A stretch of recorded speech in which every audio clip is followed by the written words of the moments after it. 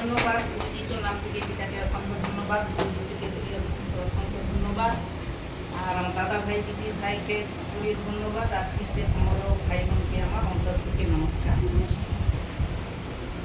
তা কি সুন্দর সুন্দর বাক্য শুনলাম। বাক্য শুনে কি হলো? আত্মার খাওয়া। আর এই যত মন দিয়ে আমরা শুনবো আত্মা তত কি তেজি হবে। আর আর অন্যমনস্ক থাকলে আত্মা প্রবেশ করবে নি, আর আত্মা তেজিও হবে নি, আর শয়তানের বসবাস হবে। সুতরাং যখন বাক্য আমরা শুনবো যেন মন দিয়েই শুনতে থাকি আর কি। আগে কি ছিল, কেমন ছিলাম না, অন্ধকারের জীবন ছিল, শয়তানদের বাস, বিতার মধ্যে জ্যোতি দিয়ে করল বসবাস। আগে কি শয়তানের বাস ছিল। কেমন সে শয়তান না, তুমি দেখো বিপদে আপদে পড়ছো, তোমার যখন বেশ পয়সা কড়ি আছে, তুমি বেশ বন্ধু বান্ধব মিলে আড্ডা দিচ্ছ, তখন তোমার অনেক বন্ধু বান্ধব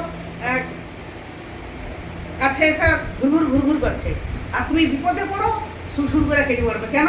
সে যত তোমার আপন জনই হোক, পাচ্ছে বাবা ওর বিপদ হচ্ছে, যদি টাকা চায় আমি সুরসুর করে কেটে পড়ি।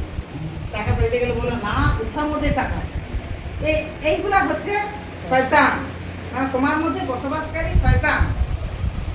সেই জন্য তোমাদের জীবনটা কি, মানে আমাদের জীবনটা কি সবসময় কি মিথ্যায় ভরা ছিল, অন্ধকারের জীবন ছিল। আর পরমেশ্বর পিতা তার পুত্রের দ্বারা আমাদের মধ্যে কি জ্যোতি দিয়ে সেই পবিত্র আত্মাকে স্থাপন করছে। অর্থাৎ পরমেশ্বর পিতা আমাদের হৃদয়টাকে সুন্দর করছে, কারণ সে নিজে বসবাস করার জন্য।